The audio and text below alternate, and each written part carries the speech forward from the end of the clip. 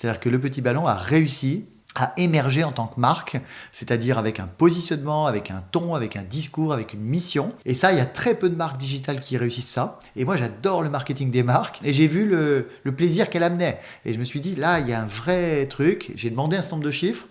C'est le NPS. C'est est-ce que les clients ils sont contents ou pas contents de cette marque. Et il se trouve que cette marque, Le Petit Ballon, elle a un NPS de plus de 60. Et donc ça, pour moi, c'est une base de départ pour faire quelque chose de plus grand que ce qu'on a aujourd'hui.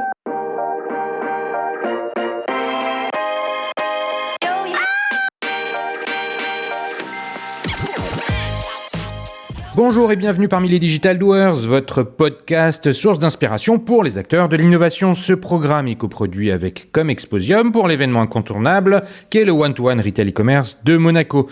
Je suis Cyril Duplessis, acteur du changement dans le digital depuis plus de 20 ans. Je donne ici la parole aux personnalités de notre écosystème en France, qu'ils soient prestataires, annonceurs, marques, retailers ou pure players. Ils sont des acteurs engagés dans leur business et l'innovation fait partie de leur quotidien. Source intarissable d'inspiration, je vous propose une conversation dynamique et sincère pour vous donner accès à leur retour d'expérience, leur vision et leur analyse sur les tendances et les perspectives marché. Depuis juillet 2019, les Digital Doers rassemblent des témoignages uniques et de grande qualité, directement accessibles ici même, mais aussi sur les chaînes partenaires. En effet, je produis et anime des chaînes de podcast pour compte de tiers, c'est-à-dire pour des prestataires de services, du retail et du e-commerce. Le concept est simple, inviter un prospect à venir discuter de votre problématique avec un expert maison dans une conversation tripartite. Vous êtes intéressé? N'hésitez pas à me contacter directement sur le site lesdigitaldoers.com ou via LinkedIn. En attendant, je vous souhaite une bonne écoute, toujours sans coupure. À consommer avec modération, c'est le disclaimer de circonstance pour aborder le thème de notre épisode. Et effectivement, nous allons parler vin, mais pas en tant que sommelier. Nous allons aborder le sujet du business model de l'abonnement. En effet, notre invité propose sur son site de souscrire à un abonnement mensuel pour recevoir à domicile des bouteilles de vin. Vous l'avez compris, j'ai le grand plaisir de recevoir Gilles Raison, le CEO de la marque qui cartonne de plus en plus, Le Petit Ballon. Gilles, c'est la seconde fois que tu passes derrière mon micro. La première, c'était il y a 1 an dans l'épisode 138. À l'époque, tu dirigeais monmarché.fr, mais voilà, entre-temps, tu as changé d'entreprise et je suis ravi de t'accueillir à nouveau. Avec toi, nous allons aborder et parler du marché du vin, de l'évolution de sa consommation, de sa distribution. Pour rappel, selon une étude Kantar pour RTL, les individus entre 18 et 35 ans s'intéressent moins au vin que leurs aînés, puisque leur consommation a baissé de 7% en 10 ans, contre seulement 1% pour les seniors. Ensuite, nous abordons la proposition de valeur du Petit Ballon et ainsi comprendre la singularité avec laquelle vous adressez le marché. Nous conclurons par le sujet de la relation client et pour être client justement du Petit Ballon, je peux témoigner de la qualité que vous accordez à ce sujet. Nous parlerons donc CRM, data, acquisition, fidélisation. Mais avant de commencer, Gilles, peux-tu te présenter ou devrais-je dire te représenter en quelques mots ? Merci Cyril de me réinviter dans les Digital Doers. Donc j'ai désormais 1 an de plus, donc 49 ans. Je m'appelle toujours Gilles Raison. J'ai toujours 3 filles, mais qui ont également désormais entre 10 et 20 ans. Et je dirige donc Le Petit Ballon depuis à peu près 6-7 mois. Après un parcours de plus de 20 ans dans le digital, puisque j'ai même commencé le digital avant Google, en 1996, par un premier site internet qui était celui de Princesse Tam Tam, avant de créer et puis d'avoir tout un parcours. T'es plutôt commercial, ingénieur. Je te repose un peu les questions pour ceux qui... Je suis plutôt école de commerce. Voilà. Et puis ensuite, je suis tombé dans la marmite du e-commerce très très vite. Et c'est d'ailleurs un conseil que je donne à tous les jeunes que je crois, c'est de prendre les vagues au début, parce que du coup, on a toujours un petit coup d'avance sur le marché. C'est quoi la vague là qu'il faut prendre? C'est celle de l'IA? Je pense que celle de l'IA est clairement importante, celle de l'économie décarbonée. Je pense qu'il y a deux énormes vagues devant nous et je pense que les jeunes doivent y aller et devenir effectivement des experts de ces domaines. Moi, je dirais à ma fille d'écouter, elle est en train de passer les concours des écoles de commerce. Ça l'intéressera d'avoir un avis différent de celui de son père. Tu as rapidement ton parcours, il s'est inscrit dans le digital, tu viens de le dire, dans le e-commerce de façon prématurée par rapport à la moyenne peut-être de ceux qui nous écoutent. Bon, t'es presque un dinosaure. Je m'associe à toi, hein, on a à peu près le même âge et on a commencé à peu près en même temps. Tu peux nous rappeler globalement les grandes étapes qu'ont structuré ton parcours ? Bien sûr, oui. Donc j'ai commencé chez Princess Tam Tam, donc une marque de lingerie et maillot de bain sur lequel justement j'ai fait les premières initiatives e-commerce en France. Hein, c'était des toutes premières en 96. J'ai créé en 2000 rochecollection.com, site de vente privée de vêtements qui vend des très très belles marques, hein, Zadig & Voltaire, Paul & Joe, Vanessa Bruno, avant même qu'elle soit très connue quelques années plus tard. Revendu à la Redoute. Ensuite, je suis resté dans le groupe Kering pendant plus de 8 ans à différents postes. Je me suis occupé de Citadium, de Made in Sport, qui faisait toutes les boutiques des clubs de foot et des événements sportifs comme Roland-Garros, le Tour de France par exemple. Un passage chez Wonderbox pour digitaliser les coffrets cadeaux et travailler notamment sur tout le concept de voucher électronique pour toutes ces activités. Et puis ensuite, j'ai été appelé par Amazon et je me suis dit, quand on fait de l'e-commerce depuis plus de 10 ans, c'est intéressant d'aller voir le leader et plutôt que finalement de s'en inspirer, de savoir quelles étaient les vraies recettes du succès d'Amazon. Et donc j'ai lancé les catégories chaussures, accessoires et je me suis occupé un petit peu des vêtements. J'ai été chez Amazon entre 2011 et 2015. Donc une vraie expérience, on apprend un certain nombre de choses, ça reset énormément de croyances. De manière de faire aussi. On pourra y revenir si c'est quoi, par exemple ? Tu le souhaites. Alors, par exemple, ce qu'on appelle l'orientation client. C'est-à-dire quand une boîte dit qu'elle est client-centric, et tout le monde le dit, personne ne le fait. En fait. Ouais, on est d'accord. Et Amazon le fait vraiment. Je sais pas, si on prend un exemple concret, c'est aucune boîte de retail ne rentre des stocks le 30 et le 31 décembre, par exemple, pour améliorer son bilan. Chez Amazon, il y a zéro problème, tu rentres des stocks le 30 ou le 31 décembre, même si ça dégrade ton PNL le 31-12. C'est pas un problème, ça. Mais des exemples comme ça... Tu veux dire, il faut que le stock soit là pour servir l'intérêt du consommateur, absolument, indépendamment du PNL. Que ce soit le 31 décembre, le 1er janvier, donc, aucun souci là-dessus. Et puis, énormément de décisions qui sont prises plutôt au profit du client que du compte de résultat. L'exemple concret, c'est les marges. Hein. Je te prends un exemple concret. Tu as acheté 1000 paires de Converse blanches, tu en as vendu 99%, il t'en reste 1% de tes paires, donc tu n'as pas forcément intérêt à baisser le prix, puisque en fait, tu es en train d'aller à 100% d'écoulement. Un concurrent baisse le prix de 5 €, Amazon baisse le prix de 5 €. Donc en fait, il ne maximise pas la marge du 1% restant, il va baisser le prix parce que l'image consommateur et la confiance est plus importante que de maximiser la marge. Et ça, c'est vrai que c'est un raisonnement qui est différent de la plupart des retailers traditionnels. Ok, donc tu restes chez Amazon, comme tu dis, tu fais un reset des convictions peut-être que tu avais sur un certain nombre de fonctionnements, tu apprends probablement aussi des nouvelles règles, des nouveaux cas. Tu quittes Amazon en 2015 pour aller chez Allo Resto, donc, qui est à ce moment-là le leader français de la livraison de repas sur Internet, sur lequel on vit là une époque de croissance très très importante sur ce marché-là, puisque quand j'arrive, c'est à peu près 70 millions de volume d'affaires, et quand j'en pars 5 ans plus tard, c'est à peu près 200 millions de volume d'affaires, donc quelque chose d'important, énorme, ouais. Mais avec des concurrents qui sont arrivés sur un marché connexe, qui est celui de la livraison avec des auto-entrepreneurs, qui c'est un marché qui s'est ajouté au marché de la marketplace de restaurants qui eux-mêmes font la livraison, et les deux marchés fusionnent à un moment, et avec des moyens déployés par Uber Eats qui sont colossaux à un moment, et tu as reçu dans l'épisode précédent une personne qui a participé à ça et qui raconte bien comment à un moment Uber Eats décide par exemple de sponsoriser la Ligue de football, l'Olympique de Marseille, plus signer un contrat McDonald's totalement déficitaire. Tu parles de Morgan et le fondateur de Bibs, hein, effectivement, qui raconte son expérience chez Uber Eats et qui explique ça. Et voilà, et effectivement, donc très intéressant, ou des logiques un peu différentes, où moi, mon mandat, ma mission, chez Just Eat, c'est de la croissance rentable. Donc c'est de dire, c'est une boîte qui est rentable. Oui, Allo Resto qui devient voilà, Just Eat. Allo Resto devient Just Eat. Il ne faut pas la déstabiliser en rentabilité, ce qui veut dire qu'il faut maintenir un poids de la marketplace très fort par rapport au delivery.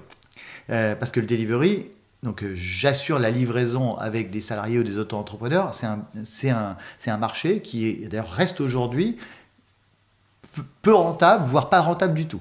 Parce que les paniers moyens sont faibles et que... Et les coûts sont élevés. C'est-à-dire que voilà. quand Uber Eats signe un contrat avec McDonald's à un pourcentage qui est 2 fois en dessous de son pourcentage habituel, chaque commande, c'est quelques euros de perdus. Donc à partir de là, c'est un investissement de recrutement de clients qui a plutôt extrêmement bien marché pour recruter des clients, mais par contre qui est une phase d'entreprise sur laquelle on accepte l'idée de perdre des millions pour acquérir une position. Et ce qui n'était pas mon mandat, moi, chez Just Eat. Et tu avais réussi à maintenir une forme de rentabilité ? Absolument. Ouais. Et ça, c'était lié au fait que Just Eat était en bourse à Londres et avait ce qu'on appelle une equity story, c'est-à-dire qu'elle avait raconté une histoire à la bourse qui était vraie, qui était on va faire de la croissance rentable. Et ça, c'est souvent quelque chose qui est intéressant dans l'économie, c'est que quand une boîte est en bourse versus une boîte qui est en private equity, c'est-à-dire qui ne doit pas... qui a levé des fonds, quoi. Voilà, qui a levé des fonds. Souvent, la boîte qui est en private equity, finalement, a plus les mains libres pour aller chercher de la part de marché parce qu'elle n'a pas raconté une histoire au marché de rentabilité. Et ça, on l'a vu dans beaucoup de marchés. Hein. Alors, il est arrivé que des boîtes rentrent en bourse, parce que Uber, après, rentre en bourse, en racontant aussi une histoire d'investissement très profond qui dure longtemps. Donc ça, c'est plutôt rare dans l'histoire. Mais très souvent, parce que je constate, c'est que le private equity, finalement, permet plus de flexibilité que la bourse. Juste avant que tu ne continues, j'aimerais avoir ton point de vue sur justement ce qu'on appelle aujourd'hui le quick commerce, la livraison rapide de courses, qui vient se mélanger avec la livraison de plats à domicile. On voit Uber Eats, pour citer celui que tu viens de citer, faire les deux. On voyait beaucoup de livreurs à vélo, pour la plupart, il y a encore 6-12 mois, évidemment pendant la période du Covid, c'est là où on en voyait le plus. Et là, j'ai le sentiment, mais c'est qu'un sentiment, d'en voir beaucoup moins. Et quand tu vois Getir qui est placé en redressement judiciaire, tu t'interroges, Gorillaz qui n'existe plus, qui est racheté par Getir, tu parlais de croissance rentable, en fait de rentabilité, qui n'est pas au rendez-vous là-dedans. Comment tu perçois de toute façon, tout ça ? Clairement, on le voyait un petit peu depuis le début. Mais le modèle du quick commerce n'a aucun sens économique. C'est-à-dire que le modèle du quick commerce de vendre une commande à 30 € avec 20% de marge, donc 6 € par commande qu'il faut préparer et livrer, c'est clairement un modèle qui ne peut pas marcher. Moi, quand j'en discutais avec des gens comme Gorillaz, ils me disaient mais ça c'est le départ, je crée une énorme base de clients et puis ensuite après les conditions vont changer, les elles ont effectivement changé. Mais alors, mais pas dans le sens espéré, parce que voilà. Les dark stores sont devenus, une activité qui s'est fait réglementer la tête de façon un petit peu virulente, on va dire. Parce que donc effectivement, quand il y a en plus des contraintes réglementaires qui s'ajoutent déjà à la difficulté du modèle qui est par nature compliqué, à ce moment-là, je comprends que des acteurs jettent l'éponge et abandonnent ce marché-là. Continuons. Après Just Eat. Après Just Eat, tu passes donc chez Mon Marché. Chez Mon Marché, donc ça c'est les fondateurs de Grand Frais me disent on veut lancer la livraison de produits frais à Paris. On a une idée un petit peu folle qui est d'utiliser les parkings Indigo comme base de départ de préparation de commandes et de stockage très très court, parce qu'on parle de stockage de 24 heures en fait, puisqu'on est vraiment dans le marché du frais là. Et à l'inverse des acteurs du quick commerce qui sont sur de l'épicerie, sur lequel il y a une bataille terrible pour savoir pour le prix du Nutella ou du Coca-Cola ou du Ricard, sur lequel tout le monde vend exactement le même produit, donc il n'y a pas de différenciation. Mon marché, lui, arrive avec une vraie différenciation qui sont les produits frais de grands frais. Et les produits frais de grands frais, c'est une sélection qui est extrêmement poussée, déjà qui est très large, plus de 200 produits frais, donc des produits qu'on trouve jamais dans la distribution parisienne, même chez les meilleurs primeurs. Hein, c'est aller acheter du gombo, des pitayas et de l'ail noir. Je pense qu'il y en a beaucoup qui sont clients de monmarché.fr, et s'ils ne le sont pas, moi je peux témoigner parce que je le suis, et qu'effectivement, tu retrouves la fraîcheur des produits que tu trouves dans les grands frais en province, parce que Grand Frais n'est pas installé à Paris, peut-être même pas en Ile-de-France. Hein. En Ile-de-France, il y en a, mais plutôt loin de Paris. Et les Parisiens, il y a une grande partie, il y a plus d'un quart des Parisiens qui sont clients de grands frais, mais pendant leurs vacances. C'est ça. Et donc tu ne retrouves pas cette enseigne à Paris. Et monmarché.fr vient combler ce manque, ce besoin, avec des livraisons qu'on voit en triporteur électrique un peu partout. C'est ça. Et donc, c'est la société, moi, je m'en suis occupé pendant près de 3 ans, est passée d'une dizaine de salariés quand je suis arrivé à plus de 400 quand j'en suis parti. Donc, beaucoup de livreurs, puisqu'on a fait le choix d'un modèle de livreur salarié. Donc, pour être complètement en opposition avec les modèles d'auto-entrepreneurs, puisqu'on considère, il considère désormais, plus. que le... T'y es plus, mais ton cœur... On essaye d'amener le primeur à la maison. C'est-à-dire que c'est le livreur fait partie du concept. Il a, si tout se passe bien, une tenue aux couleurs. Il a un vélo avec ces couleurs-là. Et puis donc, il livre les... Avec des délais relativement rapides. Hein. Alors, des délais qui ont été un petit peu allongés récemment, justement, pour améliorer le modèle économique. Mais ça, bon, je les laisserai commenter là-dessus. Et donc, il y a 6-9 mois là, que tu es chez Depuis le mois de septembre. Depuis le mois de septembre 2022, hein, on donne les dates parce que ce contenu pourra s'écouter encore dans 2 ans et on va la repréciser. Tu as rejoint Le Petit Ballon. Le Petit Ballon, je le disais en introduction, est une marque de distribution de produits de vin.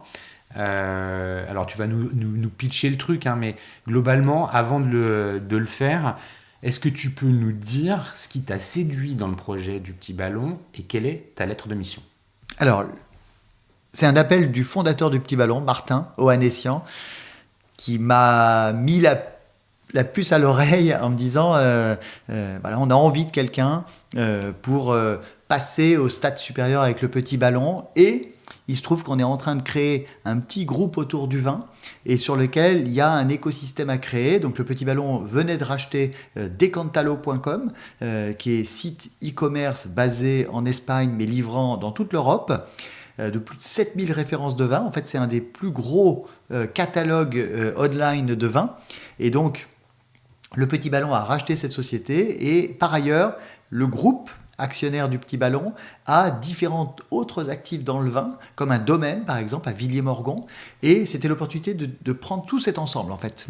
Donc avec une direction très opérationnelle sur le Petit Ballon, et la suite sur les autres boîtes, de chapeauter en fait toutes les autres boîtes pour créer justement un ensemble assez synergique et de traiter le métier du vin de A à Z. Le vin, moi c'est un produit qui me passionne. Jamais je pensais avoir l'opportunité d'y travailler, puisque c'est toujours pareil, hein, la vie fait qu'à un moment on travaille dans un secteur et on devient un peu spécialiste de ce secteur.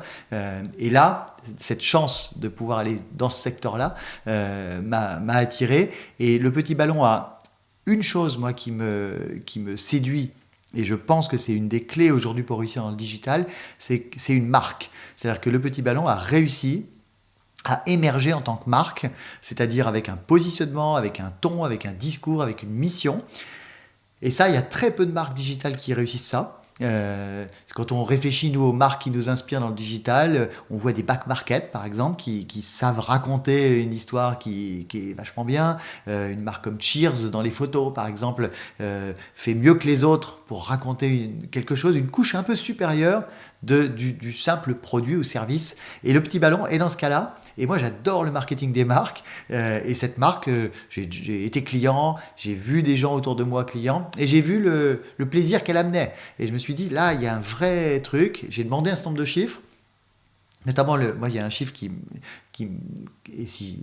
les investisseurs souvent regardent ça aussi d'ailleurs, hein, c'est le NPS. C'est est-ce que les clients ils sont contents ou pas contents de cette marque. Et il se trouve que cette marque, le Petit Ballon, elle a un NPS de plus de 60. Et donc ça, pour moi, c'est une base de départ pour faire quelque chose de plus grand que ce qu'on a aujourd'hui. Bon, merci pour ce teaser, cette explication de la raison pour laquelle tu as rejoint le Petit Ballon. On va y revenir tout à l'heure. Comme je le disais précédemment, on va parler plutôt du marché pour commencer. On est sur le vin, donc l'idée c'est bien de comprendre le contexte à l'intérieur duquel le Petit Ballon est un acteur et puis comment il l'adresse ce marché. Mais prenons un peu de hauteur et parlons du marché. Je le disais rapidement, c'est un marché en décroissance en France. La consommation de vin baisse dans toutes les catégories d'âge, mais de façon encore plus marquée pour les plus jeunes. Et tu as une fille de 20 ans, moi aussi, tu vois bien que leur consommation d'alcool, de vin, n'est pas du tout la même que nous au même âge. Comment tu perçois ça? Et puis en termes de distribution, en fait, quand on parle du marché, c'est de l'offre et de la demande. Bon, il y a de la régulation sur l'alcool, mais je pense que la loi E20, elle est maintenant connue. On n'a peut-être pas besoin de revenir dessus, sauf si tu penses qu'il est nécessaire. Bon, bref, c'est quoi ta vision, tes éléments d'analyse du marché du vin en France? Alors effectivement, on est sur un marché qui a beaucoup baissé au cours des dernières années, puisque si on va un petit peu plus loin, en 1970, un Français buvait 110 litres de vin par an. En 2022, c'est 40 litres. Ouais. Donc une baisse drastique du volume. En revanche, le marché ne s'est pas écroulé en valeur, puisque la valeur du vin a augmenté. Et en particulier la qualité du vin a augmenté. C'est-à-dire que avant, pour faire simple, on buvait de la piquette.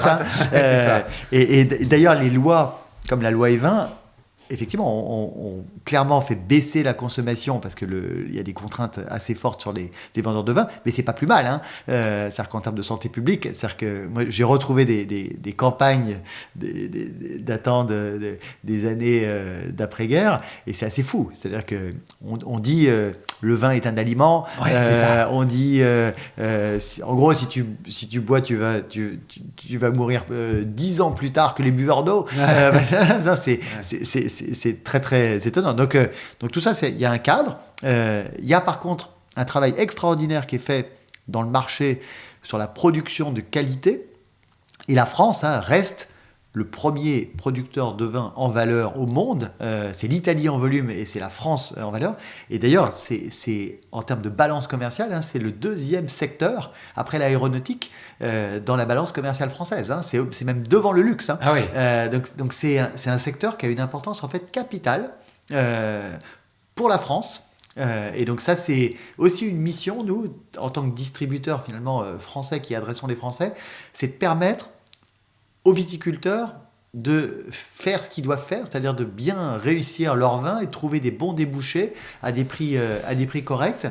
Et puis par ailleurs, on a une autre mission qui est la transition écologique. Bon, on va y revenir. Restons sur le marché, justement, tu parles des producteurs, c'est intéressant, parce que avant la distribution, il faut bien les produire, les vins. On a quand même beaucoup entendu d'histoires sur les difficultés des viticulteurs, sur les primes à l'arrachage. Donc on produit moins, j'imagine, quand même de vin. C'est quoi la réalité économique du côté des viticulteurs, en dehors des grands noms, des grands châteaux qu'on peut connaître qui sont médiatisés, parce que c'est important pour vous, ça. Oui, absolument. C'est un secteur qui va quand même bien. C'est-à-dire qu'aujourd'hui, il vaut mieux être viticulteur qu'agriculteur. C'est-à-dire que l'hectare est bien plus valorisé quand on fait du raisin qui peut se transformer en vin que lorsqu'on fait des produits alimentaires classiques non transformés. L'avantage du viticulteur, c'est qu'il transforme sa production. Et finalement, la valeur ajoutée, elle est bien davantage dans la fabrication que dans le raisin en tant que tel. Donc ça, c'est important. Après, il y a des disparités régionales très très fortes. C'est-à-dire que clairement, la Bourgogne et le Champagne ont une demande qui est totalement supérieurs à l'offre, avec des prix qui montent chaque année. Le Bourgogne, donc la Bourgogne a presque doublé ses prix au cours des 15 dernières années. Hein. Ouais, mais ça continue lié à la demande. Il faut savoir qu'aujourd'hui, la plupart des domaines bourguignons sont ce qu'on appelle en allocation. C'est-à-dire, les distributeurs ne peuvent pas acheter tout ce qu'ils veulent. Donc, c'est le domaine qui décide à qui il vend, en fait. Hein, et il décide en fonction de la qualité des clients du distributeur, de la manière de présenter les choses. Wow. Donc ça, c'est un petit peu la même chose en Champagne. La situation est complètement différente dans le Bordelais. Pourquoi ? Où, là, pour le coup, il y a plutôt trop d'offres par rapport à la demande. Donc là, les Bordelais, hors Grand Cru classé, sur lequel il y a de la demande mondiale, mais il y a plutôt des difficultés à vendre toute la production qui est faite. Alors on dit souvent que c'est les années Parker ont fait du mal. Parker, hein, c'est un grand guide viticole, hein, le guide Parker, qui a, d'après ce qu'on dit dans le marché, mais qui a plutôt uniformisé les vins de Bordeaux. C'est-à-dire qu'en fait, qui a donné un goût et sur lequel les vins de Bordeaux sont un peu tous allés dans la même direction et du coup ont perdu un petit peu de singularité. Et dans le même temps, des régions qui souffraient, comme la Loire ou le Languedoc, se sont réinventées. Et du coup, la demande a un petit peu shifté sur des nouvelles régions. Et donc, du coup, voilà, ça donne un écosystème qui a un petit peu changé. Et puis après, il y a des nouvelles tendances, notamment une, nous, qu'on aime beaucoup au Petit Ballon, qui est la tendance des vins de France. Les vins de France, c'est des vins qui ne respectent pas le cahier des charges d'une AOP régionale. Et c'est des viticulteurs souvent qui ont une approche plus moderne et qui vont, par exemple, mélanger des cépages qui ne correspondent pas à ceux d'une AOP. Donc, par exemple, il y a un vin qui est très vendu sur le Petit Ballon qui s'appelle les Amandiers. Et les Amandiers, c'est un viticulteur qui s'appelle Stéphane Husseglio, qui est basé dans le Languedoc, mais par exemple, dans son assemblage, il met du Merlot. Et le Merlot, c'est plutôt un cépage bordelais. Et il va le mélanger. Donc il a planté il a planté du Merlot, en Languedoc. Donc du coup, ça veut dire qu'il ne peut plus utiliser les AOP régionales, même du Languedoc, sur lesquelles le Merlot n'est pas autorisé. Et donc du coup, il va le mélanger avec du Syrah, de la Grenache. C'est un punk, quoi, le mec. C'est un punk, oui, tout à fait. Et c'est vrai qu'on voit de plus en plus de viticulteurs, justement, qui réinventent un petit peu et qui font beaucoup de recherche variétale, parce que des cépages, il y en avait beaucoup plus que ceux qui sont utilisés aujourd'hui. Et donc désormais, il y a des personnes qui réinventent les codes un petit peu du vin. Et ça, au Petit Ballon, on aime beaucoup ça, puisque nous, on cherche à casser aussi les codes. Donc ça nous intéresse beaucoup, ça. Ok, merci pour les informations sur la production, en fait, de vin en France. Il y a la distribution qui va faire le lien avec le consommateur. Le consommateur, justement, là, prenons un peu le temps de parler de lui. Qu'est-ce qui explique, en dehors de la conscience, la prise de conscience du vin et de l'alcool en général sur la santé, est-ce que c'est autre chose ? Les goûts, tu as commencé à l'évoquer tout à l'heure en disant que finalement dans le Bordelais il y avait une forme d'homogénéité, c'est peut-être un peu fort, mais enfin on comprend ce que tu veux dire, sur les goûts. Quels sont les comportements d'achat aussi et par rapport à la consommation de vin ? Est-ce que c'est dans des moments de fête, est-ce que les jeunes consomment plutôt du rosé que du rouge, enfin c'est quoi les consommateurs, quoi. Les grandes tendances un petit peu nouvelles, c'est que les consommateurs achètent moins mais sont de plus en plus éclairés, et ça il y a un sondage qui est fait tous les ans depuis plusieurs années. Donc il y a un historique qui est fait par un cabinet qui s'appelle SoWine et qui demande aux personnes s'ils sont néophytes, amateurs éclairés ou experts. Et en 10 ans, il y a moitié-moitié de néophytes et d'amateurs éclairés, et il y avait 1% d'experts, maintenant il y en a 4%. Mais par contre, il y a 12% de gens qui se déclarent maintenant amateurs éclairés. Donc les gens s'intéressent de plus en plus. Il y a 12 points de pourcentage de plus. Pas 12% de plus, il y a 12 Exact. points de pourcentage Exact. de plus. Tout à fait. Donc aujourd'hui, c'est 47% des gens qui se déclarent amateurs éclairés. 47%, 4% sont des experts. Donc il y a plus de la moitié qui et il en reste 49 qui disent je suis néophyte, je connais pas bien.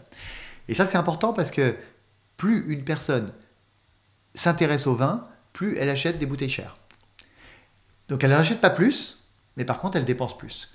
C'est-à-dire qu'en gros, elle commence à dépasser des bouteilles à 15 euros, des bouteilles à 20 euros, à 25 euros, à 30 euros. Et ça, c'est important pour le marché parce que ça tire le marché vers le haut.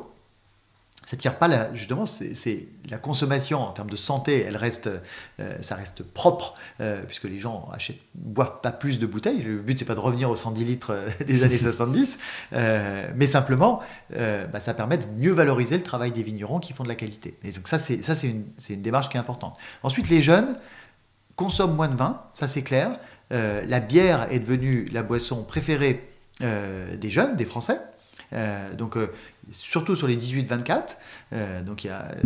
J'ai aussi une fille étudiante et qui me dit voilà, il y a un site que tout le monde adore chez les étudiants, ça s'appelle mrgoodbeer.com. mrgoodbeer.com, il donne le prix de la pinte dans tous les bars de Paris. Enfin, Paris d'ailleurs, et même dans toute la France en fait.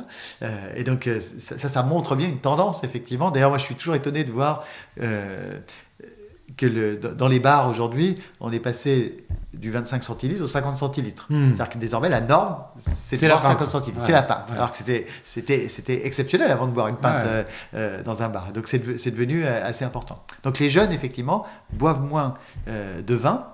Et justement, nous, dans la mission du Petit Ballon, éduquer les jeunes sur le vin, ça fait partie de notre ADN. Et on est une des seules marques à savoir bien vendre le vin au 25-35, en fait. Très peu de marques savent adresser les 25-35 parce qu'elles ne parlent pas le langage. C'est votre cœur de cible ? Notre cœur de cible, c'est 25-45. Okay. Donc, on a plus de 70% de consommateurs contre 25 et 45 ans. On va revenir dessus. Et les plus âgés, les consommateurs plus âgés, qui ont après 50 ans, c'est quoi leur rapport à la consommation de vin, à l'achat de vin ? C'est un rapport là aussi, plutôt de plus en plus expert, donc avec une montée en gamme qui est assez importante qui se fait. Donc voilà, moins de volume, plus de valeur et plus de qualité. Il n'empêche qu'il reste une consommation qui est très importante en grande distribution, puisque la grande distribution concentre encore à peu près 7 bouteilles sur 10 qui sont achetées. 70% Alors, c'est 70% des volumes, mais c'est pas 70% des bouteilles, parce que en grande distribution, il y a les volumes en litres, tu parles ? Oui, voilà, c'est ça. Et parce qu'il y a un format qui est encore très... Voilà, le cubi ou le bib, en tout cas, un format plutôt important, et en particulier sur les boissons d'été comme le rosé, par exemple. Donc ça, c'est un format qui continue de cartonner en grande distribution, et en particulier l'été. D'ailleurs, le rosé, j'entendais dire l'été dernier, lorsqu'il faisait très chaud, que c'était il y avait une surdemande de rosé, qu'il y avait presque des difficultés à fournir la demande. Tu confirmes que c'est quelque chose ? Je confirme qu'effectivement le rosé, c'est une des couleurs qui est la plus en croissance. Ça, c'est lié au fait que le rosé s'est beaucoup amélioré aussi. Ah oui. C'est-à-dire que le rosé, il y a 10-20 ans, c'était parfois une espèce de mélange de blanc et de rouge. C'était quelque chose qui n'était pas du tout travaillé. Désormais, il y a des rosés sur lesquels il y a des assemblages très très précis. Par exemple, au Petit Ballon, on travaille un rosé qui s'appelle le Bati Bati, on le lance tous les ans au mois de mai. Donc une cuvée spéciale sur laquelle on va chercher un domaine particulier. Cette année, c'est le domaine Pieracci à Nice, et sur lequel on travaille un assemblage de 3 cépages, et sur lequel il y a test, retest, il y a notre maître sommelier Jean-Michel Deluc qui descend sur place pour valider le vin. Ensuite, on ne sort le vin qu'au moment où il est stabilisé. C'est-à-dire qu'on ne le vend pas trop tôt. C'est-à-dire qu'on pourrait le vendre. Nous, on reçoit les bouteilles au mois d'avril, mais il est regoûté toutes les semaines avant de le mettre en marché, en fait, pour qu'il sorte au bon moment. Le rosé, pourquoi, en fait, depuis quelques années, il y a cet attrait de plus en plus fort pour cette couleur ? Il fait chaud l'été. Oui, mais le blanc, tu le bois aussi frais. Oui, mais c'est un petit peu moins. C'est-à-dire que je pense que la- la température a un impact très très fort sur les Donc ventes le de rosé. réchauffement climatique est quelque part Alors, une forme ouais, je ne sais pas si de on peut raison. dire réchauffement climatique parce que le rapport entre la météo Ouais. est pas toujours aussi évident à très court terme en tout cas. Mais oui, en tout cas, les étés chauds créent des ventes de rosé associées à une montée de la qualité. Du coup, ça devient un produit assez sympa à faire. Je pense qu'il y a aussi la montée des prix du champagne quelque part crée aussi un petit transfert sur l'apéritif, sur le rosé. C'est-à-dire que quand une bouteille de champagne qui valait plutôt 25-30 euros commence à valoir 35-40, voire 40-45 pour les grandes marques, forcément, il y a un moment, il peut y avoir un arbitrage. Il vaut peut-être mieux un très bon rosé à 15 euros qu'une mauvaise bouteille de champagne à 21, quoi. Ou un prosecco, hein. Ou un prosecco. Malheureusement, parce que ça vient d'Italie. Merci pour ces éléments de marché qui nous permettent de poser le contexte. Et justement, dans ce contexte, comment le petit ballon se positionne. On a parlé de l'économie de l'abonnement. Tu as commencé à nous expliquer que vous aviez vous aussi un rôle d'assembleur, hein, tu le disais, des cuvées. Tu vas nous parler de tout ça. Mais pour l'introduire, je sais pas, en deux phrases, c'est quoi la proposition de valeur du petit ballon? Alors la mission du petit ballon, qui n'a pas changé depuis sa création en 2011, donc il y a 12 ans, donc définie par Martin Ohanessian, Jean-Michel Deluc, le maître sommelier, et Mathieu Lend, le troisième associé de départ, ils sont tous toujours là d'ailleurs, hein, 12 ans après. La mission est très simple, c'est rendre le vin plus accessible, plus facile à acheter et plus simple à apprécier. Donc ça reste notre proposition de valeur. Et comment on la traduit? À partir du moment où on vend d'abord un abonnement, alors cet abonnement, il est pour les cadeaux ou pour soi-même. Donc pour les cadeaux, on simplifie un cadeau ultra simple à faire, hein, puisque j'offre 3 mois d'abonnement, par exemple à notre abonnement Star qui s'appelle H2 Raisin. Donc c'est 2 bouteilles par mois avec 2 fiches qui explique le vin en détail avec la fiche de dégustation, les cépages, quand est-ce qu'il faut le boire, est-ce qu'il faut le carafer, pas le carafer. En plus, c'est avec un texte qui est écrit, on appelle ça sans baratin, c'est le vin sans baratin. C'est simple, c'est direct, c'est pas un message c'est pas un discours de sommelier empoulé avec sa cravate rouge. C'est quelque chose de beaucoup plus cool. Accessible. C'est accessible, c'est cool. Ouais. Et puis une gazette, un magazine sur le vin, qui est en fait, quand on le regarde dans la presse du vin, c'est quasiment, c'est même sûr, hein, c'est le magazine de vin le plus diffusé en France en fait. Et donc qui est donné avec les 2 bouteilles. Donc il y a plus que les 2 bouteilles, hein, il y a une expérience pour apprendre le vin au fil de son abonnement. Et ça c'est en cadeau, et ça peut aussi être pour soi-même, où là, moi j'ai rencontré des gens qui sont abonnés depuis plus de 10 ans, et qui continue de progresser sur le vin. Donc des fois on va dans des thématiques qui sont un petit peu plus complexes. Là par exemple on a fait une thématique sur les sols, expliquer qu'est-ce qu'un sol argilo-calcaire versus un sol schisteux, qu'est-ce que ça veut dire, qu'est-ce que ça fait dans le vin. Donc ça, les gens s'intéressent à des questions de plus en plus complexes en fait sur le vin, et nous on adore raconter ça, mais toujours avec un style sympa, sans difficulté. Et puis ensuite, au fil de l'histoire, on a rajouté une dimension e-shop au petit ballon. D'abord pour les abonnés, pour réacheter les vins qu'ils ont aimés. Et puis au fil du temps, c'est une sélection d'à peu près aujourd'hui 1 millier de références qui est proposée, souvent dans les mêmes maisons que celles sur lesquelles on est allé chercher un vin d'abonnement, mais sur lesquelles derrière les gens ont envie d'en savoir plus. Ils disent j'ai beaucoup aimé ce Cahors Sanguis Christi, et comment cette maison, Roc de Canal en l'occurrence, qu'est-ce qu'elle a à proposer d'autre, et comment on leur explique les différents vins. Alors, merci pour cette introduction. Justement, les abonnements, comment ils sont gérés? Je veux dire par là, c'est vous qui faites la sélection des vins que les abonnés vont recevoir. Est-ce qu'on peut avoir plus que 2 bouteilles de vin? Comment ça fonctionne en fait? Comment l'assortiment est fait? Est-ce que vous prenez en compte les goûts des consommateurs, des abonnés en fait? Si oui, est-ce que c'est de façon individuelle ou par groupe? cohorte, en quelque sorte, pour reprendre un terme un peu à la mode, de consommateurs. Comment ça fonctionne ? Alors, donc, la sélection est drastique d'abord, puisque notre maître sommelier goûte plus de 6000 vins par an et on sélectionne à peu près dans les abonnements environ 200-250. Donc, il note tous les vins entre 0 et 20, et pour aller dans l'abonnement, il faut avoir 17, 18, 19 ou 20 sur 20. 20 sur 20, ça arrive une fois par an à peu près. Donc ça, c'est une dégustation qui est vraiment très sérieuse, sophistiquée, avec des annotations, avec des recherches sur le vin également, qui sont souvent d'ailleurs un appel aux vignerons aussi pour bien comprendre ces méthodes culturales, parce que c'est important pour nous. Donc sélection drastique. Ensuite, 2 bouteilles par mois, ça pour l'instant c'est quelque chose qui est un rythme qui est le seul qui est proposé. En revanche, sur la personnalisation, il y a un profil vin sur le site auquel les internautes peuvent répondre. Donc ils peuvent donner, par exemple, si on dit est-ce que j'aime le café ? Oui, non. Est-ce que j'aime le citron ? Oui, non. Donc c'est des questions qui ne sont pas forcément liées au vin, mais qui nous permettent de comprendre le profil aromatique que la personne va bien aimer.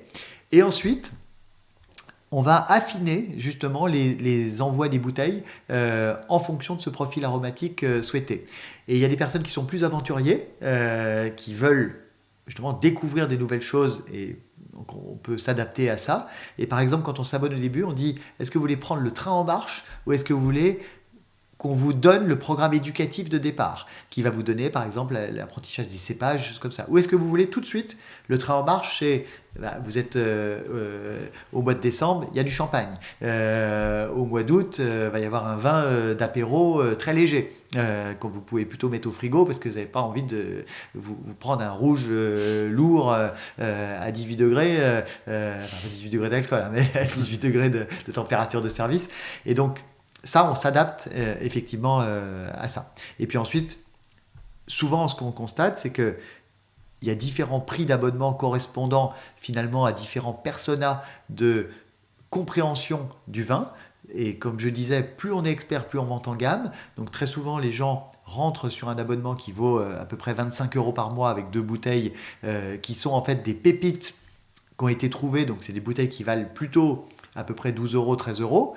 Mais parce qu'il y a eu cette sélection drastique, ces bouteilles ont une valeur perçue de bouteilles qui valent 20, 25, 30 parfois, parce que justement il y a eu tout ce travail d'aller dénicher ce vin particulier. Et puis, on lance là en mai un abonnement plus premium qui va coûter 71,90 € par mois, pour être précis, et là sur lequel on va aller chercher des grosses AOP, mais là aussi on va aller chercher le vigneron qui sort un peu des sentiers battus. Donc quand on va aller à Savigny-les-Beaunes, on va aller chercher un vigneron précis. Quand on va aller à Saint-Joseph, on va aller chercher par exemple le domaine du Tunnel. Le domaine du Tunnel, c'est très recherché.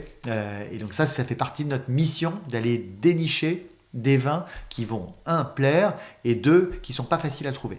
C'est justement ces vins-là que tu décris comme étant ceux de l'abonnement premium qui va être lancé au mois de mai, s'adressent à un public d'experts. Est-ce que ce sont des vins qui sont destinés à être des vins de garde, qui vont venir compléter peut-être une cave ou créer une cave ? Alors, nous, on est plutôt sur la consommation rapide des vins, parce qu'il y a peu de gens qui ont des bonnes conservations de cave, en particulier dans les grandes villes, et c'est vrai qu'on s'adresse beaucoup aux consommateurs urbains. Quand je discute avec des abonnés, par exemple parisiens, je leur demande mais finalement pourquoi vous êtes abonné au Petit Ballon alors qu'il y a un caviste dans toutes les rues à Paris, il y a Monoprix, Franprix, Carrefour qui ont des rayons vin avec à peu près une centaine de références à peu près partout. Qu'est-ce qui fait que vous recevez le Petit Ballon ? Et il y a deux réponses. Justement, la première, c'est le stockage. C'est de dire à partir de 6 bouteilles, la plupart des Parisiens considèrent qu'ils sont full. C'est-à-dire qu'il n'y a plus de place. J'ai discuté l'autre jour avec des abonnés qui me racontaient nous, on met les bouteilles dans la cheminée. La cheminée qui ne marche pas, naturellement, parce qu'on est à Paris. Donc, ils me disent il y a 6 places, quoi. Et donc, dès qu'il y a 6 places, on arrête. Donc, finalement, peu de garde et plus, finalement, une consommation relativement régulière. Il faut savoir que même chez un caviste, 80% des bouteilles qui sont achetées chez un caviste sont consommées dans les 48 heures.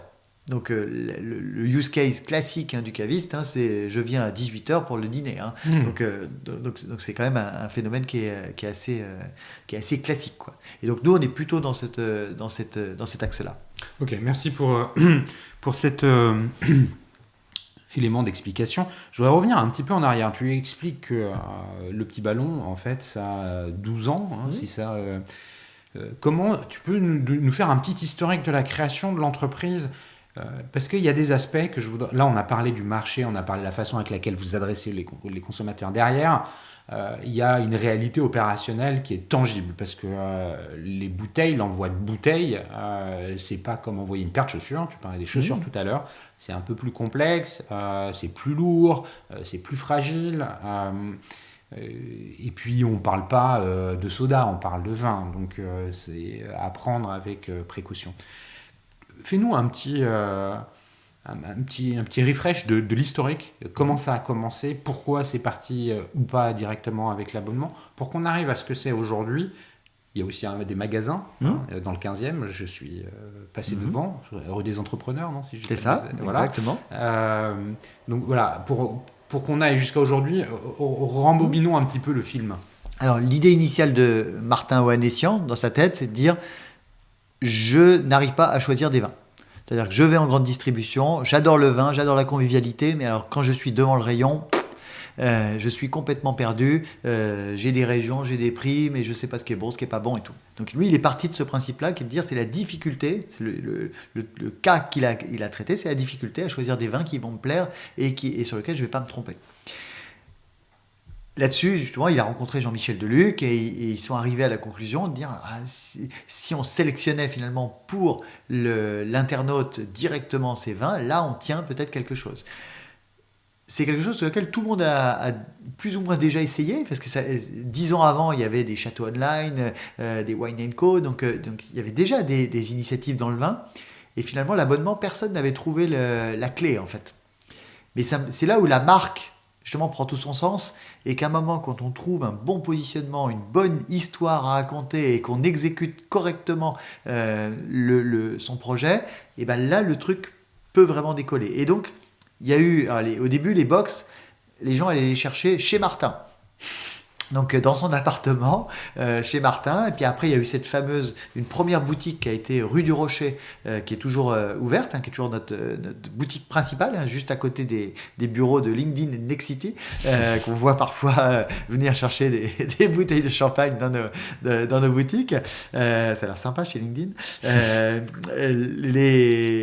Donc les gens venaient au début à ça, et puis ensuite après il y a eu le fait de dire on ne va pas se limiter aux gens qui viennent chercher, donc on va envoyer, et puis le nombre d'abonnés a systématiquement augmenté tous les ans, parce qu'il y avait un bon bouche à oreille, il y avait un bon... Et là, l'envoi justement des bouteilles, c'est pas du tout la même supply que de dire venez en magasin chercher vos bouteilles. Mais en fait, c'est pas si compliqué que ça. À partir du moment où on a le bon packaging, donc le bon carton sur lequel il y a un taux de casse proche de 0, à ce moment-là, c'est un Colissimo, c'est un Mondial Relais. Mais c'est un business model qui change aussi, parce que tu as le coût de l'envoi qui vient s'ajouter, alors que quand tu fais un pick-up en magasin, tu n'as pas ce coût-là. Exact, tout à fait. Et c'est pour ça d'ailleurs qu'on continue de proposer les deux. Il y a toujours des abonnés qui viennent dans les boutiques, donc dans le 15e arrondissement ou vers Saint-Lazare.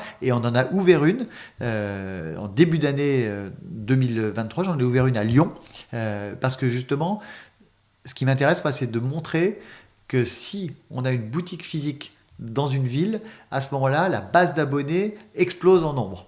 Alors, c'est peut-être un peu récent. Et donc, c'est encore un peu récent, mais j'espère justement que cette démonstration va marcher, puisqu'il se trouve que la pénétration des abonnés dans le 15e arrondissement et dans le 8e arrondissement est très très forte. Il y a un nombre d'abonnés qui est, par rapport à la population qui est énorme, et encore une fois, au regard de la proposition de vin qu'on peut trouver dans tous les cavistes, dans tous les supermarchés, elle est exceptionnelle en fait. Et donc, j'espère prouver qu'effectivement, l'ouverture d'une boutique crée une espèce de ruche de clients Il faut savoir qu'une boutique par exemple à Saint-Lazare ou à rue des Entrepreneurs, il y a plus de 1000 clients par mois qui viennent chercher leurs 2 bouteilles. Et donc, c'est la vente additionnelle, ces gens-là, parce Oui, qu'ils prennent leur bouteille. Ils prennent leur abonnement et puis souvent, ils en rajoutent. Voilà, c'est ça. Souvent, on vient chercher la bouteille de champagne pour samedi soir. On a envie d'un cadeau. Je discutais l'autre jour avec des clients qui me disaient voilà, on voudrait un whisky pour notre papa. Mais alors, il est spécialiste des whiskies japonais. Ok, très bien, on a 4 whiskies japonais. Et vous pouvez même les déguster dans le magasin. Ok, celui-ci, voilà, là, vous avez une histoire à raconter. Nous, on trouve que, justement, notre rôle, c'est que les gens repartent non pas avec une bouteille, mais avec une histoire qui va enrichir l'expérience de cadeau qu'ils vont faire aussi. Ben justement, cette histoire, c'est lié à la marque. La marque, tu le disais, c'est important, et tu citais des exemples de marques qui ont réussi. Je pourrais compléter la liste avec des gens comme Bonsoir, Bien sûr, qui très bien. Nicolas qui a réussi à créer une véritable marque sur la lingerie de Teddy Bear pour vendre des Teddy matelas, Bear, voilà, pour vendre toutes ces marques-là, Voilà. on se sent très très proche de cet univers, et c'est vraiment des gens qui ont à un moment investi dans un territoire de marque, dans une histoire, dans un graphisme. Et comment ça se fait? Parce que le petit ballon, en plus de ça, il y a une notoriété qui existe. Alors je sais pas si elle est j'ai pas envie de faire passer pour le Parisien de base il y a à peu près un quart des Français qui connaissent le petit ballon, et à Paris c'est plutôt 35-40%. Donc il y a déjà Parisiens. cette notoriété, et autour de cette notoriété il y a quelque chose de fort, c'est un attachement à la marque. Là, je pense que le nom y contribue, mais c'est forcément plus que ça. Comment vous travaillez cette marque? Il y a un moment, c'est aussi un choix dans l'organisation de mettre des ressources sur ce sujet-là. C'est-à-dire que, par exemple, c'est une équipe qui est basée à Barcelone, en l'occurrence, mais on a une équipe qu'on appelle le studio, et qui produit du contenu, qui produit la fameuse gazette, qui produit du graphisme, notamment tout un univers graphique avec des dessins. Et donc tout ça, c'est un travail sur lequel il y a un investissement de la marque pour pas être juste une marque lambda, mais être une marque qui raconte quelque chose. Et puis ensuite, après, il y a un moment, il y a une vision du fondateur aussi. C'est-à-dire que c'est de retranscrire une vision de ce que le fondateur a en tête. Et en l'occurrence, toute cette histoire du vin sans baratin, de quelque chose, d'un discours un peu cool autour de la convivialité. Et il y a une forme de démystification aussi par rapport au vin. Parce que c'est vrai que quand tu n'es pas finalement partie prenante, que tu es un peu éloigné de cet écosystème, je ne sais pas si c'est le bon mot, mais enfin, il y a un jargon, il y a les initiés, et puis il y a les autres. C'est ça. Et lui, de par son propre positionnement personnel, il est parti du fait de dire, voilà, moi je ne suis pas un expert du vin, j'y connais rien. Et donc qu'on me raconte un truc que je comprends, quoi. Et qu'on me raconte des histoires que j'aime écouter, lire, entendre. Et aujourd'hui, alors Martin est devenu un bon spécialiste, mais il a toujours ce petit truc de dire, racontez-moi le truc simplement, quoi. Ouais, c'est ça. Il y a des chiffres que vous communiquez en nombre d'abonnés, d'abonnements? Oui, aujourd'hui, le Petit Ballon, c'est une société qui fait plus de 20 millions d'euros de chiffre d'affaires. Et sur une année, c'est plus de 120 000 personnes qui, à un moment, vont être abonnées. Alors souvent 3 mois, parfois 6 mois. Certains sont abonnés récurrents toute l'année. Ça, c'est ceux que je préfère dans le modèle économique, moi. J'imagine bien. Et ça, c'est un... On parle d'ARR d'ailleurs. Oui, alors ça, par exemple, c'est quelque chose sur lequel on va améliorer nous l'offre pour rajouter plus de valeur encore à cet abonnement pour soi-même. Donc on va ajouter par exemple beaucoup de contenu éducatif, donc encore au-delà de la gazette et des fiches vin, pour que le fait d'être abonné Petit Ballon amène encore plus de connaissances autour du vin. Donc ça va être un programme qui va s'appeler l'école du Petit Ballon et qui va être lancé dans les prochaines semaines et qui va enrichir la valeur du programme en fait d'abonnement pour soi-même. Donc 120 000 personnes. Vous avez d'ailleurs des des partenariats. J'ai découvert qu'avec mes points Picard, je pouvais recevoir des bouteilles du Petit Ballon. Exact, ça c'est un autre axe de croissance qu'on est en train de développer fortement aujourd'hui, partant du principe que justement on a une marque qui est appréciée et sur lequel on a un positionnement de dénicheur de pépites de vin qui plaît beaucoup. On a effectivement décidé avec Picard de devenir leur partenaire vin exclusif.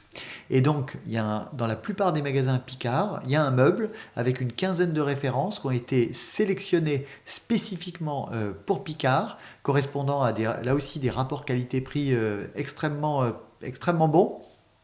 Il y a même une application qui a été créée qui permet de scanner tous les plats Picard et d'avoir un accord mes vins.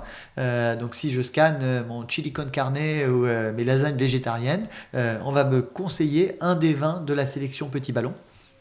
Donc en magasin Picard, et effectivement, les abonnés au programme Picard et nous peuvent, quand ils ont 700 points, recevoir 2 bouteilles de vin de raisin. Quand ils ont 1500 points, ils ont l'abonnement Bel Âge supérieur au-dessus. Et il y a des dizaines de milliers d'abonnés de programmes de fidélité Picard qui ont bénéficier justement, et pour certains sont rentrés dans la marque par ce biais-là. Et donc on est très très content avec Cathy Collard chez Picard justement du succès qu'on a dans ce programme-là. Merci pour cette précision, merci pour avoir détaillé la proposition de valeur. Et comme je disais en introduction, je voulais finir sur la partie de la relation client. Je pense que le lien va être vite fait. Effectivement, il y a le ton avec lequel vous parlez, il y a la simplicité des communications et des contenus que vous déployez et que vous proposez de façon plus globale. Comment s'est intégrée cette relation client dans l'organisation du Petit Ballon ? Alors elle est centrale dès le départ, effectivement, puisque qui est de dire, nous on est du côté du client et on sélectionne des bons vins, mais il faut que le service soit absolument nickel. Donc là, c'est un vrai service de customer care qui est totalement internalisé d'abord, avec des gens qui connaissent vraiment le vin. La personne qui dirige le customer care, par exemple, c'est Clémence Durieux. Clémence Durieux, elle était CIO du Bon Gustave. Le Bon Gustave, c'est un service de personal shopper pour le vin. Donc elle a une connaissance du vin. Elle fait des cours à l'Institut Bocuse, par exemple, sur le vin. Donc là, on parle de gens qui s'y connaissent réellement en vin. Et toute son équipe, c'est des personnes à qui, un petit peu comme à la Zappos, quand Tonisier disait quelqu'un m'appelle et veut papoter de la meilleure pizzeria de Las Vegas, on sait lui répondre. Nous, c'est un peu pareil. C'est-à-dire que quelqu'un appelle le service client du Petit Ballon. Alors souvent, on parle plus d'accord mes vins parce que le sujet en tant que tel, il est peut-être plus intéressant que la chaussure. Mais voilà, on est ceux-là, quoi. Les gens nous appellent, nous chattent et adorent discuter avec nous. Ça, c'est quelque chose qui est quand même singulier parce que la relation client, souvent, elle est liée à un problème de commande. Là, c'est plutôt des conseils, en fait, pas forcément liés à la commande, mais à l'utilisation du produit. Exact, tout à fait. L'organisation de votre relation client, elle est comment ? J'imagine que vous avez un CRM. Quelle est la place de la data ? Comment vous arrivez à utiliser la data ? Tout à l'heure, tu nous faisais part finalement d'un modèle gustatif lié au consommateur qui permet de faire des assortiments dans les box un peu différemment. Comment tout ça est organisé ? Alors on a pas mal de data, effectivement, sur le vin, sur les préférences.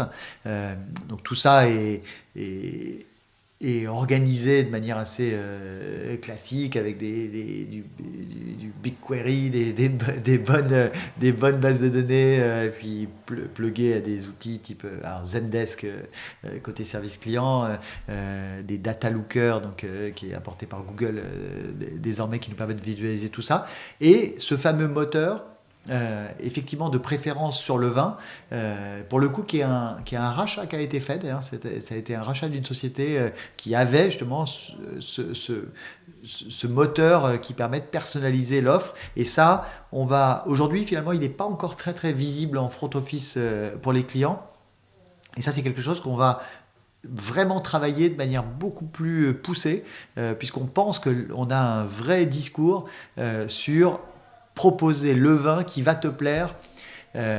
Et finalement, en décidant, parce que chacun a des optiques un peu différentes, il y a des gens qui disent moi, le batch est plié, je sais ce que j'aime, et finalement, vendez-moi exactement ce que j'aime. Et puis d'autres qui disent vendez-moi ce que je n'ai jamais goûté.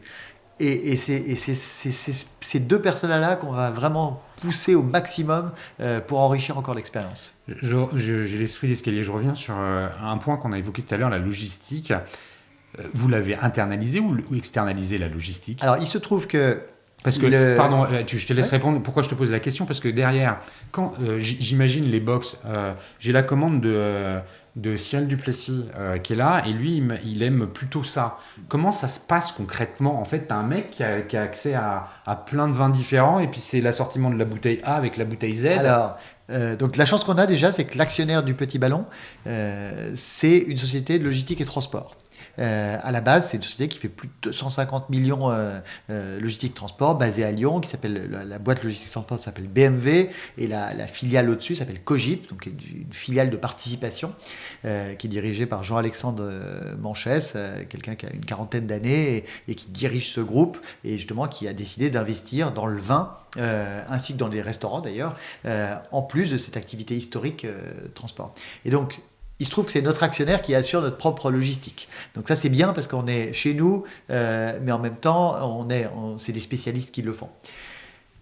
Pour répondre précisément à ta question, pour faire des dizaines de milliers de box vin par mois, c'est une chaîne qui est semi-automatisée. Donc en fait, c'est des couples de bouteilles. Donc c'est bouteille A, bouteille B pour une cohorte de clients qui sont apportés à un opérateur qui n'a plus qu'à créer sa boîte, mettre les deux bouteilles, mettre les deux fiches, mettre la gazette, éventuellement un petit cadeau quand il y a un partenaire qui se met dedans. Hop, il envoie ça sur un tapis roulant, tac, ça ferme la boîte, ça colle un autocollant et ça va directement sur le bon bras selon le mode de transporteur qui a été choisi. Donc c'est semi-automatisé, ça met moins de 30 secondes de préparer une box de 2 bouteilles. Donc c'est extrêmement rapide. Et puis ensuite, il y a des couples de bouteilles qui sont créés. Et donc c'est des ordres qui arrivent directement sur l'outil, le WMS. Donc il y a un interfaçage avec le WMS de votre front en fait, qui est issu de votre front.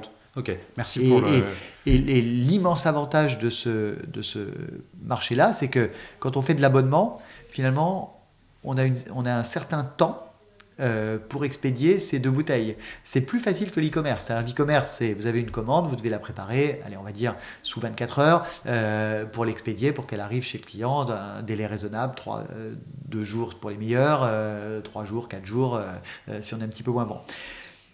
L'abonnement, finalement, ça permet de lisser la production. Donc il y a un avantage en business model qui est assez important. Il n'y a pas en début de mois toutes les commandes à expédier. Tout à fait. Les commandes sont lissées sur le mois. Mm. Nous, ce qu'on essaye de faire, c'est d'avoir une forme de régularité. C'est-à-dire que ton abonnement, je vais essayer de ne pas t'envoyer une bouteille le 1er du mois et puis le mois d'après, le 20 du mois. Parce que sinon, tu vas avoir 50 jours entre les deux. Donc, on essaye d'être... Si c'est le 10, ce sera plus ou moins tout le temps le 10. On essaye de garder des semaines qui sont à peu près identiques, mais c'est vrai que l'abonnement donne une forme de flexibilité pour gérer sa charge, et c'est vrai, en logistique, c'est extrêmement important dans les modèles économiques. Dernière question, dernier point, comment vous prenez la parole en fait sur les réseaux sociaux ou derrière cette question, il y a celle de l'acquisition en fait. C'est quoi la stratégie? La stratégie, justement, c'est d'avoir des dépenses de marque et des dépenses plus héroïstes, tactiques, sur les leviers qu'on connaît tous, Google SIA et Social Ads, en particulier sur Meta. C'est important de garder des dépenses de marque, et ça, c'est ce qu'on disait tout à l'heure, c'est que les marques qui créent la différence, c'est ceux qui consacrent un certain nombre de ressources à ça. On est revenu, par exemple, en affichage dans le métro au mois de décembre cette année. Donc ça, c'est pas facile, parce qu'avec la loi E20, réussir des campagnes dans les grands médias. Donc c'est interdit à la télé, hein, les publicités d'alcool, mais par contre c'est permis en affichage et dans la presse. Et donc ça c'est quelque chose qu'on va se permettre. Donc on a toujours avec un petit twist. Là, par exemple, la phrase qui était un peu marrante, c'était enfin un cadeau qui mérite de finir à la cave. Donc voilà, toujours ce ton en fait. Toujours ce petit ton, ce petit humour, création interne avec notre studio là aussi. Donc ça c'est important. Et puis sur le reste, les réseaux sociaux sont importants. Là par exemple, on a toute notre équipe d'achat qui est au primeur à Bordeaux. Donc les primeurs, hein, c'est les vins de 2022 qui sont goûtés en ce moment et qui vont être prévendus à partir du mois de mai et livrés dans 2 ans. Donc ça c'est un autre partie du business qui est vraiment quelque chose où on s'adresse un peu aux spécialistes et aux gens qui veulent chercher des pépites. Il se trouve, on me dit dans l'oreillette que le millésime 2022 est peut-être un millésime exceptionnel. Ok. Donc a priori, notre chef sommelier dit 2022, c'est un truc. En tout cas, c'est un truc qui est probablement le meilleur millésime de la dernière décennie. Ça, à minima, mais peut-être même plus. Voilà, ça, on va voir comment ça va évoluer parce que c'est un savoir-faire hein, de goûter un vin qui est encore en train de travailler. Hein. Ouais, c'est ça. Et donc, et c'est là où le chef sommelier arrive à deviner comment il va être dans 2 ans, en fait. Hein. Et donc, là, typiquement, qu'est-ce qu'on fait ? On fait des réels sur Instagram où on raconte l'envers du décor de ces primeurs. Et ça, quasiment personne n'a jamais vu ça, où on voit Jean-Michel Deluc déguster 250 vins, dire allez, où est-ce qu'on va ? À Saint-Julien. Ok, là, bonjour, on n'est pas invité. Est-ce qu'on peut quand même déguster ? Ah non, bah, monsieur, faut attendre. Et on montre vraiment le truc brut de brut, et c'est à mourir de rire. En tout cas, c'est monté. Et c'est apprécié. Et c'est vachement apprécié. En une journée, on fait plus de 20 000 vues sur un réel Instagram comme ça, et c'est quelque chose qui va faire 50 000, peut-être 100 000 vues sans aucun problème. Bon, et écoute, merci on va conclure. On est déjà à 1h04 d'enregistrement. Je sens que c'est quand même une passion, tout ça. Il y a cette dimension qui ressort dans l'échange qu'on vient d'avoir, je crois. Merci Gilles pour la qualité de ton intervention. Merci à Comexposium et le One-to-One de Monaco pour la participation et son support à cet épisode. Merci surtout à vous tous qui écoutez, toujours plus nombreux et surtout toujours plus engagés. Je vous remercie sincèrement pour les messages de soutien que vous pouvez me faire parvenir. Ça me conforte dans l'idée qu'il faut continuer et aller dans ce sens. Si vous voulez joindre Gilles Raison, je pense que vous pouvez le faire au travers de LinkedIn. Exact. C'est le meilleur des chemins. Sinon, vous pouvez toujours passer par moi via le site lesdigitaldoers.com. Je ferai le relais de votre demande auprès de Gilles. Merci encore et puis je te dis à très très bientôt. Merci Cyril.